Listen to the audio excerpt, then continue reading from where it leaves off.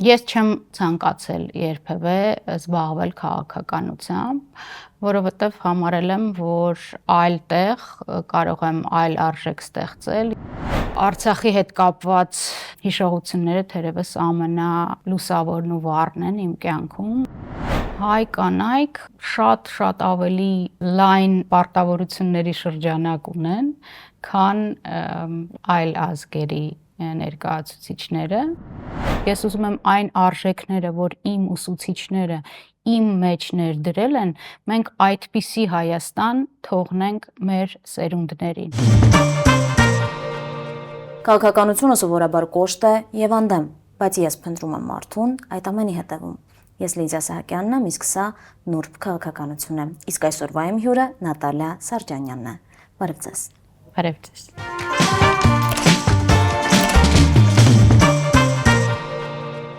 Նատալիա, մենք սովոր ենք ձեզ տեսնել որպես հանրային կապերի փորձառու մասնագետի։ Այս հաղորդման շրջանակում առաջարկում եմ բացահայտել ձեզ անձնական պրիզմայով։ Փորձենք։ Եկեք փորձենք։ Երբ փորձում ես ճանաչել մարդուն, նախ եւ առաջ սկսում ես արմատներից,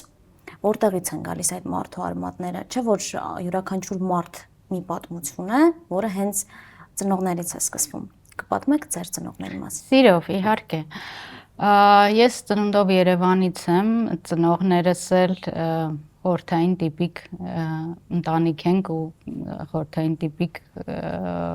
մասնագիտությունների տեր մարդիկ են։ Մայրս երաժիշտ, հայրս ինժեներ, նույնն էլ տատիկ պապիկներս բժիշկ, տնտեսագետ, ճարտարագետ, հաշվապահ։ Հարուստ եմ նաև բացի ծնողներից, որոնք շատ մեծ ազդեցություն են իհարկե ունեցել իմ թե դաստիարակության, թե կայացման ու արժեքների ձևավորման հարցում, նաև շատ մեծ դեր են ունեցել հենց ավագ սերնդի ներկայացուցիչները, տատիկներս, պապիկներս։ Իսկ ձեր ծնողների մասնագիտական ընտրությունը որևէ կերպ ազդել է ձեր անձի ձևավորման գործում։ Անձի ձևավորման գործում ազդել է պապիկիս երևի մասնագիտություն չասեմ, որովհետև մասնագիտությամբ տնտեսագետ էր, դասախոս, պրոֆեսոր, բայց Արցախյան շարժումից հետո ամբողջությամբ իր կյանքը նվիրեց շարժմանը, գաղափարախոսությանը, ծնունդով Հյուսիսային Արցախից էր ու շատ հավատում էր Հյուսիսային Արցախի միավորմանը Հայաստանին։ Հրապարակախոս էր նաև հոդվածներ էր գրում արդեն այն ժամանակաշրջանում, երբ իմ պապիկներ ու երբ ես նրան տեսնում էի, այդ առումով երևի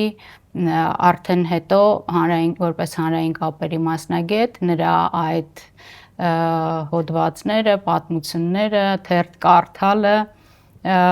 որ բարձրաձայն միշտ կարդում էր, երևի ունեցել են իմ մասնագիտության ընտրության հարցում ազդեցություն։ Իսկ ո՞րն էր ձեր ծնողներից ժառանգած այն պատգամը, նրանց տված դասը գուցե, որով մինչ օրս առաջնորդվում եք եւ որը անբեկանելի ուղղացույց է այսօր ձեր կյանքում։ Ես կարծում եմ անկեղծ ազնիվ լինելը ու հնարավորինս փորձել այլ մարդկանց օգտակար լինել։ Կարծում եմ այն ամենակարևոր սկզբունքներն են, որոնցով իմ ծնողներն են առաջնորդվել եւ նաեւ ինձ են դաստիարակել, որ ես էլ նույն սկզբունքներով առաջնորդվեմ իմ կյանքում։ Եթե փորձենք տեղափոխվել մանկություն, որն է այն ակնթարթը, որը տանում է դեպի այդ երանելի ժամանակներ։ Գիտեք, դրվագներ կան, որոնք մանկությունից կարոտում եմ։ Ինձ թվում է, երբ խոսում ենք մանկության մասին, ու հիմա ասում եք, այդ մի քանի շատ են այդ դրվագները, երևի երկուսը փորձեմ ասել, հենց այդ պապիկիս թերթ կարդալս, մենք մեծ ընտանիք էինք ու մինչև 6-7 տարեկան ապրում էինք տատիկիս, պապիկիս, քեռուս ընտանիքի իրենց երեխաների հետ, այսինքն մի մեծ երեխաներով եւ տատիկ պապիկով ընտանիք էր ու միշտ թերթեր ու ամսագրեր էինք բաժանորդագրվում ու ստանում, ինքը միշտ բարձր ընթերցում էր ամբողջ այդ թերթի հոդվածները ու բոլորը շատ բարձր ձայն ուներ ու ոչ որևէ մեկը այլևս չէր կարողանում որևէ գործ անել, որովհետև ամբողջ տնով այդ ձայնն էր ու տատիկս միշտ ասում էր դե հերիքա ցածր մտքումդ կարդա, մի 2 րոպե լռում էր, հետո նորից սկսում էր բարձրաձայն կարդալ, այդ մեծ հիմա որ ասեցիք այդ տպավորությունն էր, մյուս դրվագը որ հիշում եմ, տատիկիս պատմություններն էին արդեն հորական կողմից, որը ռուսական արմատներ ուներ, շատ համեղ ուտեստներ էր պատրաստում, հյուրասիրում ու այդ հյուրասիրելու ընթացքում երեխային կերակրելու ընթացքում, հա, այդպես կարելի ասել, շատ հետաքրքիր պատմություններ էր պատմում ու ես ամեն անգամ նույնիսկ նույն պատմությունը տարբեր կերպ էր պատմում ու ամեն անգամ նույն հետաքրքրասիրությամբ լսում էի։ Կարծում եմ հենց այս պահին տեղին է խոսել ձեր մասնագիտության ընտրությունից, PR եւ հանրային կապեր, ինչպես հասկացա, դա սերնդեսերունդ փոխանցվող, այսպես ասած, ժառանգություն էր, բայց ինչպես եկաք այդ ուղուն ավելի։ Երբ դպրոցն ավարտում էի, կար այդ գաղափարը լրագրությամբ, հանրային կապերով զբաղվելու։ Ծնողներս խորհուրդ տվեցին լեզուներ սովորել, որովհետև ասում էին, որ լրագրությամբ կարելի է զբաղվել նաև ունենալով որևէ այլ մասնագիտություն, այդպես էլ եղավ, ես Բրուսովի անվան լեզվաբանական համալսարանն եմ ավարտել, անգլերենի եւ իսպաներենի ֆակուլտետը ու հենց ուսանողական տարիներից էլ սկսեցի զբաղվել սկզբում հեռուստալրագրությամբ, հետո արդեն դեռ չավարտած արդեն հանրային կապերով։ Երկար տարիներ տեղյակ եմ աշխատել եք հեծում եւ գաղտնիք չէ, որ դա մի կառույց է, որը մշտապես հանրային ուշադրության, ինչու՞ չէ նաեւ քննադատության կենտրոնում է, ինչպես հաջողվեց պահպանել ձեր այս կանացի նրբությունը լինելով ոլորտի նշանակետում։ Իսկապես հանրային ծառայություն մատուցող ընկերությունների աշխատանքը շատ խոցելի է այդ առումով, որովհետև յուրաքանչյուր մարդ, մեզնից յուրաքանչյուրը այսպես թե այնպես անընդհատ առնչվում է այդ ծառայությունների հետ կապված խնդիրներին։ Ու իսկապես իր բարդություններն ունի, բայց այստեղ կարևոր է նախ չասեմ սառնասրտությունը, բայց հանգիստ վերաբերվել ամեն ինչին, այսինքն եթե ինչ-որ խնդիրներ են ծագում, ինչ-որ դժգոհություններ են, հանգիստ ամենօրյա ռեժիմով աշխատել նաև այն ուղղությամբ, որպեսզի այդ խնդիրները շտկվեն։ Իսկապես Հայաստանի էլեկտրական ցանցերը լավագույն ընկերություններից էր, ասեմ նաև, որ մեր երկրից ավելի բարձր ռեյտինգ ուներ մինչև կառավարության միջամտությունը եւ պատիվ եմ ունեցել երկար տարիներ այդտեղ այդ ընկերությունում աշխատելու, նշեմ նաև, որ վերջին տարիներին Տաշիր ընկերությունների խմբի բոլորս գիտենք, որ կազմում էր ընդգրկված ու այդ տարիներին նամանավանդ շատ մեծ հաջողություններ էր գրանցել, այնպես որ շատ հաճելի, կոմֆորտ միջավայրում եմ աշխատել։ Կարոտով եք հիշում։ Հա, իհարկե, որովհետև թե ներդրումը, թե փորձը այդտեղ աշխատելու շատ մեծ է եւ անգնահատելի։ Իսկ կհիշեք որևէ իրավիճակ ձեր կարիերայում այդ տարիների ընթացքում, երբ ձեր լռությունը ավելի խոսուն էր, քան որևէ հայտարարություն կամ գուցե PR հնարք։ Ես կարծում եմ, որ հենց այդ դժգոհությունների ժամանակ եղել են ժամանակաշրջաններ, քանի որ ես երկար տարիներ եմ աշխատել, երբ տարբեր իրավիճակների ենք բախվել, այդ դժգոհությունների հետ կապված զուտ մարդկային բաժանորդների հետ շփումը, մարդկային խնդիրը լսելը, հասկանալը, արձագանքելը այդ խնդրին, կարծում եմ դա ամենաճիշտ ու կարևոր լուծումն է։ Նատալիա, դուք տարիներ շարունակ եղել եք մի ոլորտում, որտեղ քաղաքականությանը նայում եք, այսպես ասած, կողքից, կուլիսներից։ Հետաքրքիր է, որն էր այն բեկումնային պահը, երբ հասկացաք, որ արդեն կարևոր եք համարում դուք լինել նաև քաղաքական դաշտում։ Ես չեմ ցանկացել երբևէ զբաղվել քաղաքականությամբ, որովհետև համարել եմ, որ այլ տեղ կարող եմ այլ արժեք ստեղծել եւ քաղաքականությունը ինձ համար չէ եւ իմը չէ։ Բայց երբ քո երկիրը բախվում է այնպիսի խնդիրների, ինչպիսիք կան այսօր, երբ մի ամբողջ ազգի արժեհամակարգ փորձում են փոխել, երբ խախտվում են իմ օրինակ կրոնական իրավունքները, աշխատանքային իրավունքները, ազգային իրավունքները, հա, այդ կետից ցենց դա եղավ բեկումնայինը, երբ որոշեցի, որ երևի թե այս պահին ճիշտ է զբաղվել քաղաքականությամբ։ Ասենք ես մի մարդ եմ, որը ես քրիստոնյա եմ, գնում եմ եկեղեցի իմ աղոթքով, իմ Աստծու հետ ու այդտեղ որոշում են ինչ-որ մարդիկ, որ պետք է զբաղվեն օրինակ քաղաքականությամբ եկեղեցում, պետք է միջամտեն եկեղեցու գործերին, նույն ազգային առումով, հա, Արցախի հետ կապված հիշողությունները թերևս ամենալուսավորն ու վառն են իմ կյանքում ու երբ ինչ-որ մարդիկ որոշում են, որ կարելի է ուղղակի հայրենիքի մի մասից հրաժարվել, այդ ինձ համար անընդունելի է։ Ու նույնն էլ աշխատանքային իրավունքների մասով, այսինքն այստեղ արդեն ես անհատականացրեցի, հենց պրոյեկտեցի ինքս իմ վրա, հա, թե ինչ է հենց ինձ որպես Նատալիա Սարջանյանին դրդեց զբաղվել քաղաքականությամբ։ Զրույցի սկզբում ես նշեցի, որ քաղաքականությունը սովորաբար կոշտ է, անդեմ, կոպիտ, ոչ նուրբ կանոնները գերակշռում են։ Հետաքրքիր է ներսից արդեն ինչ էլ բացահայտեցիք, ինչն էր ամենազարմանալին, գուցե անընդունելին ոլորտում։ Քանի որ ես դեռ նոր եմ այս ոլորտում, բոլոր նրբությունների մասին երևի թե վաղ է խոսել, կխոսենք մի փոքր ավելի ուշ, երբ ավելի կճանաչեմ այդ ոլորտը, բայց կարծում եմ այստեղ էլ քաղաքականության մեջ էլ այդ եթե ինձ հարցնեք օրինակ ինչն է պակասում, ես կասեմ, որ բարոյականությունը կուզենայի, որ ավելի երկակի ստանդարտներով չաշխատեր այդ համակարգը, ավելի մի փոքր ավելի բարոյական լիներ, չգիտեմ այդ ռեալ բաներ եմ ասում թե ոչ, բայց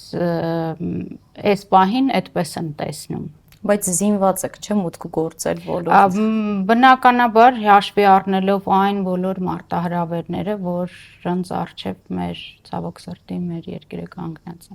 Որն է ձեր գլխավոր առաքելությունը։ Իմ գլխավոր առաքելությունը երևի թե այն, որ փորձենք մեր ժողովրդի հետ չհասնենք եւս մեկ անդառնալի կետի, որովհետեւ այս իշխանությունների օրոք ցավոք անընդհատ հասնում ենք ինչ-որ անդառնալի կետերի, նույն Արցախի հարցում մենք անդառնալի կետի հասել, որ Հայաստանի հարցում չհասնենք այդ անդառնալի կետին, որովհետև եթե այսպես շարունակվի, մի քանի տարի հետո ես չեմ պատկերացնում այլևս, թե որ դաշտում հնարավոր կլինի պայքարել։ Առաջարկում եմ դեռևս մի կողմ թողել բացասական նոտաները եւ անդրադառնալ դրականին։ Դուք գիտեք ինչպես կերտել հանրային կերպար եւ հետաքրքիր է որտեղ է ավարտվում Նատալիայի մասնագետ լինելը եւ սկսվում արդեն կինը։ Երբ աշխատանքից վերադառնում եմ տուն, տանը ես դասական կին եմ ընտանիքի, հայկական ավանդական կին։ Այո, բոլոր իմաստներով։ Իդեպ հայ կնոջ տեսակին անդրադառնանք, որն է մեր այն ամենակարևոր գիծը բնավորության, որը թույլ չի տալիս կոտրվել անգամ կյանքի մատուցած բոլոր մարտահրավերներից, պայքարել առաջ շարժվել անկախ բոլոր հանգամանքներից։ Ես կարծում եմ հայ կանայք շատ ավելի լայն պարտավորությունների շրջանակ ունեն, քան այլ ազգերի ներկայացուցիչները։ Երևի հենց սա էլ օգնում է, որպեսզի կարողանան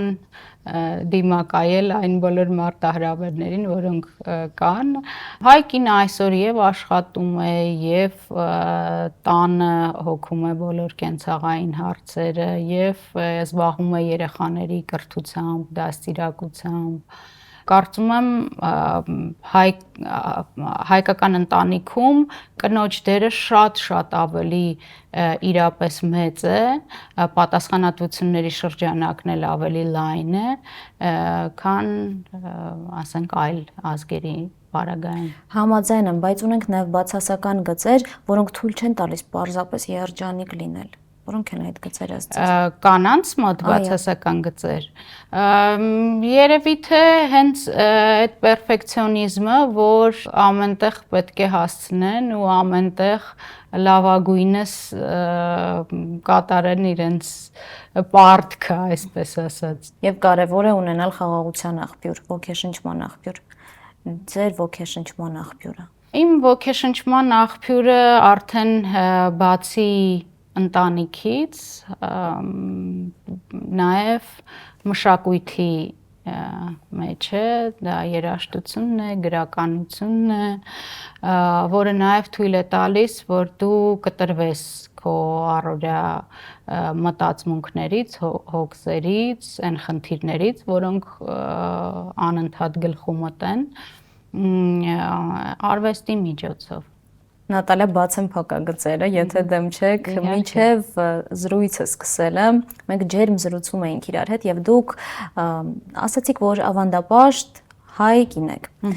Առաջարկում եմ զրույցի այս հատվածում ընտանիքին անդրադառնալ եւ տեղյակ եմ, որ ձեր եւ ձեր ամուսնու Հովհաննեսի ծանոթությունը տեղի ունեցել Արցախի հետ կապված ծրագրերի շրջանակում։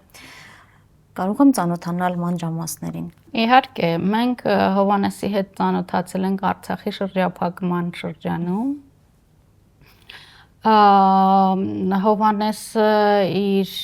գաղափարակից ընկերների հետ այդ շրջափակման ընթացքում փորձում էր տարբեր ծրագրեր անել։ Իրենք աղավնոյի հանձնման ժամանակ այնտեղ էին ու վավերագրել են տարբեր դրվագներ այդ օրերից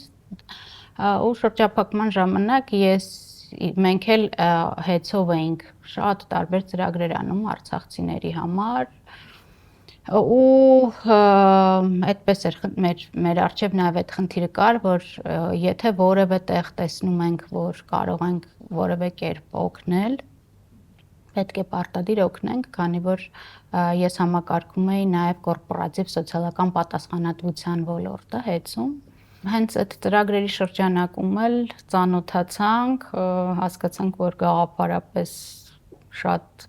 նման ենք արժեքային համակարգով, նախասիրություններով ու ամենակարևորը այդ ազգային մտածելակերպով,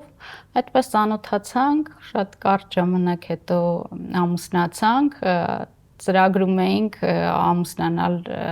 շրջափակումից հետո Արցախում, պսակադրվել ավելի ճիշտ, չստացվեց, այստեղ ամուսնացանք, հույս ունեմ, որ մի օր պսակադրվենք Արցախում։ Դա սկզբունքային դիրքորոշում էր, թե արմատական կանչ։ Չէ, իհարկե, տենց արմատական, որովհետև թե ես ունեմ արմատներ եւ թե Հովհաննեսը Արցախի,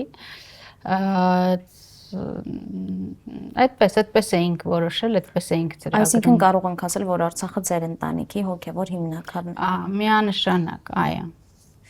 Եվ այդպես միշտ կա մեր ամենօրյա կյանքում։ Խոսենք ընտանեկան ջերմ մթնոլորտից։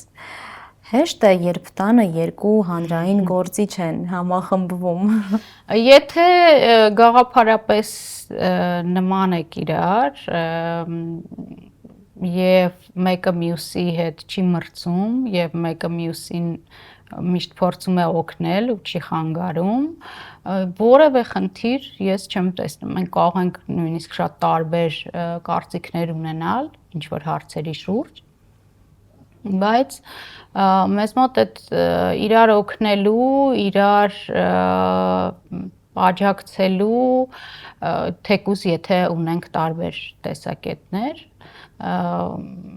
որևէ խնդիր մեր պարագայում համենայն դեպս չկա։ Իսկ քաղաքական օրակարգ ազգային հարցերը երբեմն լքում են ձեր առօրյան։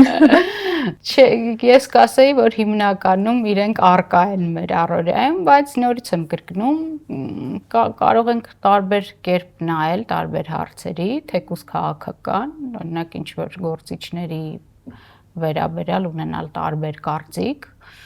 որը բացարձակ մեզ չի խանգարում, կարող ենք քննարկել, ես իմ տեսակետը ասեմ, ինքն իր ու անցնենք առաջ։ Քիչ առաջ նշեցիք, որ նույն արժեհամակարգ ունեք ձեր ամուսնու հետ, կարծում եմ դա անչափ կարևոր է զույգի ձևավորման հարցում, իսկ ուրիշ էլ ինչ հետաքրքրություններ ունեք, օրինակ խոհանոցի հանդեպ սեր ունեք երկուսդ։ Հովհաննեսը շատ է սիրում համեղ ուտել։ Իսկ դուք համեղ Իսկ ես համեղ պատրաստել։ Այո, այդ առումով էլ ենք մենք ավանդական ընտանիք, ես եմ պատրաստում, այդ էլի իմ մայրիկի տատիկներից է եկել, իրանք էլ միշտ աշխատել են ու միշտ ու նույնիսկ տարբեր ժամանակաշրջաններում մի քանի տեղ, բայց հասցրել են միշտ մեզ ապահովել համեղ կերակուրներով, մայրիկս միշտ նախաճաշ էր պատրաստում, պարտադիր մենք պետք է նախաճաշեինք, նոր տնից դուրս գայինք ու եթե հանկարծ չէինք հասցնում նախաճաշել, այդ մեծ խնդիր էր իր համար։ Ես նույնպես պատրաստում եմ տարբեր ազգային նույնիսկ խոհանոցներից, օրինակ, բացի հայկականից, վրացական, իտալական, ֆրանսիական, ես էլ եմ սիրում համեղ ուտել եւ իսկ հայկական խոհանոցից ինչն եք նախատեսում։ Երևի ասեմ, այն ինչն է սիրում իմ ամուսինը, երևի տենց ավելի ճիշտ կլինի, տոլման է սիրում իմ կողմից պատրաստված, շագանակով ապուր եմ պատրաստում այդ ֆրանսիական խոհանոցից, դա է սիրում եւ ոնց որ ասեցի, արմատներ ունեմ ռուսական, բորշ։ Շատ լավ է։ Իսկ հասցնում եք համատեղել տան հոգսերը աշխատանքային հեշտ չի, բայց փորձում եմ հասցնել, այո, փորձում եմ միշտ ու էդ էլ է ստեղծագործելու ինչ որ մի տեսակ, իդեպ խոհանոցի հանդեպ սերը ի հայտ է եկել կովիդի ժամանակ, այսինքն մինչև այդ բացարձակ ոչինչ կարելի ասել չէի պատրաստում, բայց կովիդի ժամանակ երբ մի 1-2 ամիս մնացինք տանը, ու գրաֆիկով էինք, ռեժիմով էինք աշխատում, միշտ չէինք լինում գրասենյակում, այդ ժամանակ ինքս իմ մեջ բացահայտեցի նաև խոհարարի տաղանդը։ Նատալիա, այլ թեմաների մասին խոսենք, ավելի քաղաքական ուղղվածությամբ առաջարկում եմ, եթե դեմ չեք, դուք այժմ ուժեղ Հայաստան կուսակցության անդամ եք։ Այո։ Որն է ձեր գլխավոր նպատակը, ինչպեսի Հայաստան եք առհասարակ ուզում փոխանցել մոտ ապագայում ձեր զավակներին։ Ամենակարևորը ազգային արժեքներով այն հիմքի վրա զարգացող աճող երկիր, որ հիմքի վրա, որ մեզ դաստիարակել են սերնդեսերունդ։ Ես երբ գնում էի դպրոց, ես ուզում եմ այն արժեքները, որ իմ ուսուցիչները իմ մեջ ներդրել են, մենք այդպիսի Հայաստան թողնենք մեր սերունդներին։ Ու ուժեղ Հայաստանում նաև այս գաղափարներն են մոտ, դրա համար ես որոշել եմ դառնալ ուժեղ Հայաստանի անդամ, որտեղ այդ կուսակցությունում հավաքված են մարդիկ, որոնք կիսում են նույն արժեքները, որոնց կրողը նաև ես եմ։ Եթե ունենայիք կախարդական փայտիկ, իդեպ այս հարցը հաճախ եմ հնչեցնում, ինչը կփոխեիք քաղաքականության մեջ։ Արցախը կվերադարձնեի։ Չկա ուրիշ բան, որ Արցախը միանշանակ։ Առաջին անգամ երբ էիք Արցախում։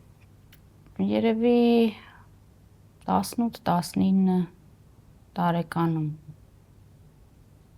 Անգամ նույնիսկ ուղղաթիռով եմ գնացել, նկարահանման էինք գնացել։ ամենաշատը, որ հիմա երբեմն մտածում եմ, որ օրինակ ինչ կուզենայի, այդ եթե հիշում եք Արմենիա հյուրանոցը ուներ բացօթյա նախաճաշի տեղ, որ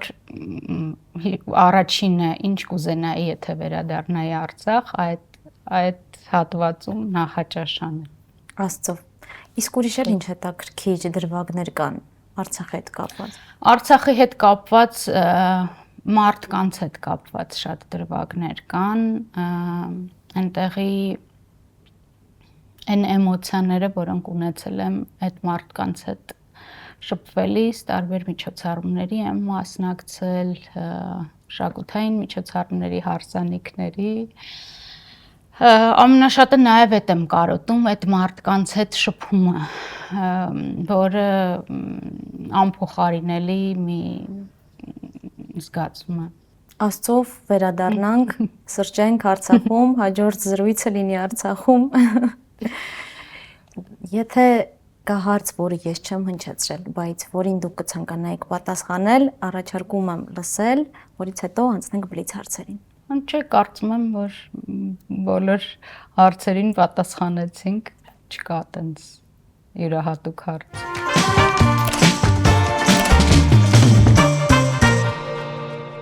Առավոտը սկսվում է սուրճով, թե լրահոսով։ Ես կարծում եմ, որ բոլորս մեր առավոտը սկսում ենք հեռախոսով, այսինքն լրահոսով կարելի է ասել, սկսվում հեռախոսը, բայց հետո ոչ թե սուրճ, այլ տաք ջուր, 2 բաժակ տաք ջուր եմ խմում մինչև նախաճաշել։ Առողջ ապրելակերպ։ Այո։ Շատ։ Ինչն է ձեզ ստիպում արտասվել։ Շատ բաներից կարող եմ արտասվել, երաժշտությունից, մարդկային շփումից, մարդկանց ճակատագրերի մասին, ինչ որ բան լսելուց, իմանալուց, վերապրելուց, ֆիլմերից, ընդհանրապես ես ինձ սենտիմենտալ եմ այդ առումով համարում, որովհետև չգիտեմ, կենդանիներից, ամեն ինչից կարող եմ ցանկացած էմոցիայից, լինի դա մարդու հետ կապված, ասում եմ կենդանու, երաժշտության, ֆիլմի, կարող եմ արտասվել։ Հիասթափությունից արտասվում եք, թե կոփվում։ Հիասթափությունից ավելի շատ կոփվում, քան արտասվում։ Որն է ձեր բնավորության ամենաբարդ գիծը։ Որ ուղեղս չի անջատվում, չգիտեմ, գիշերը առավոտը արթնանալիս, գիշերվա ընթացքում ես չեմ կարողանում լիարժեք հանգիստ ռեժիմի մեջ